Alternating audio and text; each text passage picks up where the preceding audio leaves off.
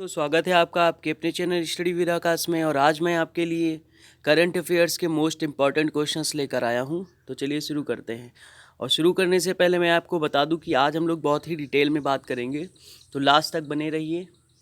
आज का पहला प्रश्न देखते हैं कि केंद्रीय संस्कृति मंत्री, देखिए आपका पहला पॉइंट यहाँ से ही मिल गया। केंद्रीय संस्कृति मंत्री कौन है? आपका प्रहलाद सिंह पटेल हैं, ठीक है। ने इंडिया रीडिज़ाइंड कहीं पे आपको रीडिस्कवर भी मिलेगा, ठीक है। रीडिस्कवर शीर्षक से एक ई पुस्तक लॉन्च की है, ठीक है। तो किसके नाम से लॉन्च करी है आपको इसके आगे फिल करना है। तो ये प्रोफेसर बीबी लाल के नाम से लॉन्च करी है। तो ये हैं कौन? डॉक्टर बीबी लाल, प्रोफेसर बीबी लाल। ये पुरातत्वविद हैं, है ना। और क्यों लॉन्च करी गई है? क्योंकि इनके जो है पुरातत्वविद के शताब्दी वर्ष के समय में लॉन्च करी गई है, मतलब 100 वर्ष इनका पूरा हो गया है, ठीक है। अब अगले क्वेश्चन को देखते हैं। सेकंड क्वेश्चन है, किसानों को श्रृंखला और माल परिवहन प्रबंधन प्रणाली से जोड़ने के लिए CSIR केंद्रीय सड़क अनुसंधान संस्थान द्वारा विकसित ऐप का नाम बताएं। तो ये कौन सा ऐप विकसित किया है? तो ये विकसित किया है किसान सभा ऐप को विकसित किया है। अब CSIR का फुल फॉर्म मैं आपको बता देता हूँ कि सेंट्रल रोड रिसर्च इंस्टीट्यूट है, ठीक है। अब अगले क्वेश्चन को देखते हैं। अगला क्वेश्चन है आपका कि उस व्यक्ति का नाम बताइए जिसे अमेरिकी कला और विज्ञान अकादमी के लिए अंतर्राष्ट्रीय मानद सदस्य के रूप में चुना गया है। तो इसका जो सही आंसर हो जाएगा आपका शोभना नरसिम्हन हो जाएगा, ठीक है। आप ध्यान दीजिएगा कि अमेरिकी कला और विज्ञान अकादमी के लिए इनको अंतर्राष्ट्रीय मानद सदस्य के रूप में चुना गया है। किसके लिए चुना गया है? अंतर्राष्ट्रीय मानद सदस्य के लिए चुना गया है। अब अगले क्वेश्चन को देखते हैं। अगला क्वेश्चन है कि भारत सरकार ने 49 वस्तुओं के लघु वन उपज MFP, मतलब इसका मतलब होता है माइनर फॉरेस्ट प्रोड्यूस, है ना। MFP का मतलब क्या होता है? माइनर फॉरेस्ट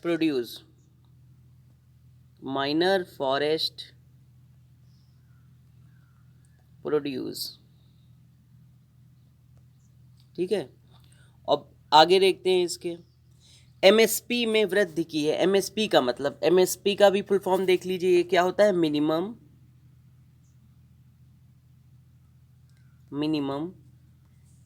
सपोर्ट प्राइस, ठीक है। तो इसका जो हिंदी में आपका क्या मतलब हो जाएगा? न्यूनतम समर्थन मूल्य। तो इसमें से आपका कोई भी ऑप्शन नहीं है, सॉरी, है ना। तो इसमें आपका जो है मिसप्रिंट हो गया है। इसमें क्या हो जाएगा? समर्थन मूल्य कर लेंगे, बिक्री मूल्य की जगह पे आप कर लीजिए समर्थन मूल्य।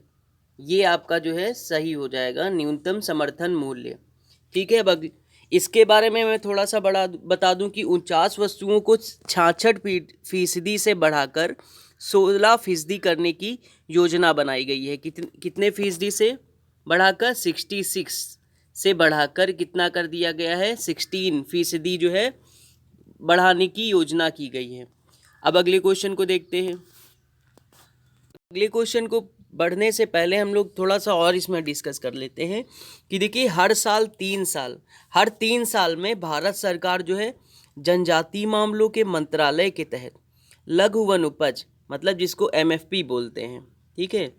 ये लघु वन उपज MFP के न्यूनतम समर्थन मूल्य, मतलब MSP में बदलाव करती है, हर साल बदलाव करती है, ठीक है। अब इसके बारे में जान लेते हैं कि जनजातीय मामलों के मंत्रालय के बारे में थोड़ा सा जान लेते हैं, ठीक है। तो इसके ऑफिस होल्डर की बात करें कि ऑफिस होल्डर कौन है, तो इसका जो ऑफिस होल्डर है वो कौन है? जसवंत सिंह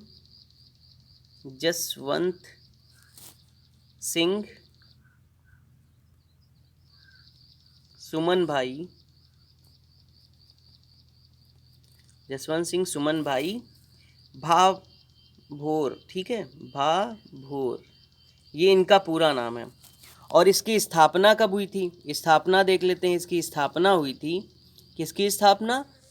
जनजाति मामलों के बारे में हम लोग पढ़ रहे हैं, तो इसकी स्थापना देखेंगे कब हुई थी। इसकी स्थापना हुई थी अक्टूबर 1999 में। ठीक है, थोड़ा सा डीपली पढ़ रहे हैं हम लोग, ये आपके पीसीएस लेवल तक काम आएगा।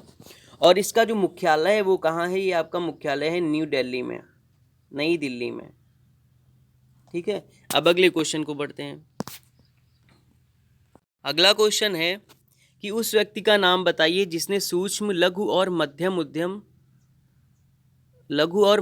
उद्यम मंत्रालय के सचिव के रूप में पदभार संभाला है। तो इनका जो नाम है ये अरविंद कुमार शर्मा है। मोस्ट इंपॉर्टेंट क्वेश्चन है ये। ठीक है, और इससे पहले ये क्या थे? इससे पहले ये पीएम ऑफिस में, है ना, प्रधानमंत्री कार्यालय में अतिरिक्त सचिव के रूप में कार्य करते थे।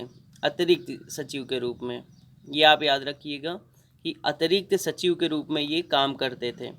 कहाँ पे? पीएमओ में, प्रधानमंत्री कार्यालय में, इससे पहले। ठीक है, अब क्या हो गए हैं? अब ये सूक्ष्म लघु और मध्यम उद्यम मंत्रालय के सचिव के रूप में हो गए हैं। ठीक है, और उद्यम मंत्रालय के केंद्रीय मंत्री कौन है? ये आपके हैं नितिन गडकरी जी, है ना। कौन है? श्री नितिन गडकरी जी। और अब बात करते हैं कि जो है सूक्ष्म लघु और मध्यम उद्योग के बारे में। अगला जो है ये हम लोग बात करते हैं कि सूक्ष्म लघु और उद्यमों के बारे में। तो ठीक है, इसकी जो स्थापना हुई थी ये 2007 में हुई थी। 2007 में इसकी स्थापना की गई थी और इसका जो मुख्यालय बनाया गया था ये आपका न्यू दिल्ली में बनाया गया था। किसका? सूक्ष्म उद्यम और मध्यम उद्यम का जो स्थापना 2007 में, इसका मुख्यालय नई दिल्ली में। केंद्रीय मंत्री नितिन गडकरी, मैंने आपको बता दिया है। ठीक है, अब अगले क्वेश्चन को देखते हैं। विश्व हंसी दिवस मनाया जाता है, तो ये कब मनाया जाता है? ये 3 मई को मनाया जाता है। इतना याद रखिएगा कि हर साल 3 मई को, जरूरी नहीं कि 3 मई को ही मनाया जाए, मई का जो पहला संडे पड़ता है उसमें मनाया जाता है ना, फर्स्ट संडे। और ये फर्स्ट टाइम इंडिया में कब मनाया गया था पहला हंसी दिवस? तो ये मनाया गया था 1998 में, 1998 में पहली बार जो है इंडिया में मनाया गया। और कहाँ पर? ये आपका मुंबई में बनाया गया। ठीक है, ये जरूर याद रखिएगा, मोस्ट इम्पॉर्टेंट है, सब पता होना चाहिए आपको। अगले क्वेश्चन की ओर बढ़ते हैं। अगला क्वेश्चन है प्रेस स्वतंत्रता दिवस कब मनाया जाता है? तो ये भी आपका 3 मई को मनाया जाता है। ठीक है, और इसका उद्देश्य क्या है? और मैं आपको बता दूं, प्रेस स्वतंत्रता दिवस, इसको विश्व प्रेस दिवस के नाम से भी मनाया जाता है। ये 3 मई को मनाया जाता है। इसका उद्देश्य क्या है कि ये उन पत्रकारों के लिए बनाया जाता है, उन पत्रकारों को श्रद्धांजलि देने के लिए मनाया जाता है जिन्होंने जो है ड्यूटी करते वक्त जो है अपनी जान जो है दे दी है। ठीक है, ये इसलिए मनाया जाता है। और एक लास्ट वीडियो में हम लोगों ने पढ़ा था कि प्रेस स्वतंत्रता सूचकांक में भारत की रैंकिंग क्या है ना। तो इसमें भारत की रैंकिंग क्या थी? 142। ये भी आप याद रखिएगा, बहुत इंपॉर्टेंट है। पहले नंबर पे कौन था? पहले नंबर पे आपका नॉर्वे था, है ना। पहले नंबर पे नॉर्वे था, दूसरे पे फिनलैंड और फिर डेनमार्क था। अगले क्वेश्चन को देखते हैं। अगला क्वेश्चन जो है वो आपका है, किस ऑनलाइन पेमेंट ऐप ने कोरोना केयर बीमा पॉलिसी की शुरुआत करी है? तो इसका जो सही आंसर है आपका ये फ़ोनपे है। फ़ोनपे ने कैसे शुरू किया है? इसने जो है बजाज आलियांज, है ना, ये बजाज के साथ जो है बजाज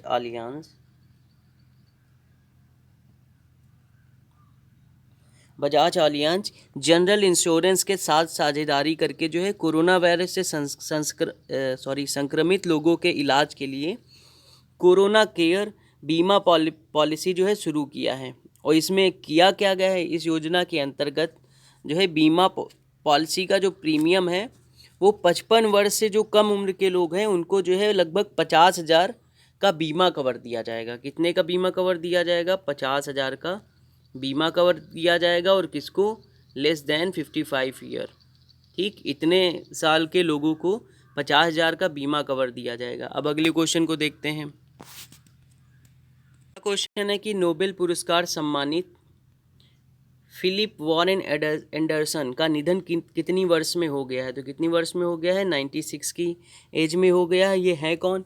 इनको क्यों दिया गया था नोबेल पुरस्कार? ये इंपॉर्टेंट इसलिए क्योंकि इसमें नोबेल पुरस्कार जो है इनको दिया गया है ना। तो ये पूछ सकता है एग्जाम में आपके। तो इनको दिया इसलिए गया था क्योंकि इन्होंने चुंबकीय और विकार प्रणालियों की इलेक्ट्रॉनिक संरचना की मूलभूत सिद्धांतों की जांच करी थी, है ना। और ये कब दिया गया था? 1977 में इनको दिया था, ठीक है। और इनको दिया गया था, इनके साथ दो और लोग थे, है ना। तो आपको उनके नाम बताने कि इनके साथ दो और कौन लोग थे फिलिप एंडरसन के साथ, जिनको जो है ये दिया गया था नोबेल पुरस्कार, ठीक है। अब अगले क्वेश्चन को देखते हैं। अगला क्वेश्चन है कि एमी पुरस्कार विजेता, ये भी इम्पोर्टेंट है, गायक एडम सेलेसिंगर का निधन कितनी वर्ष की आयु में हो गया? तो कितनी वर्ष की आयु में हो गया है? 52 वर्ष की। और ये कोविड-19 के चलते इनका जो है निधन हो गया है, ठीक है। ये इसलिए इम्पॉर्टेंट है कि ऐसा सिंगर जिसका कोविड-19 के चलते जो है निधन हो गया हो, तो ये भी आपका इम्पॉर्टेंट है।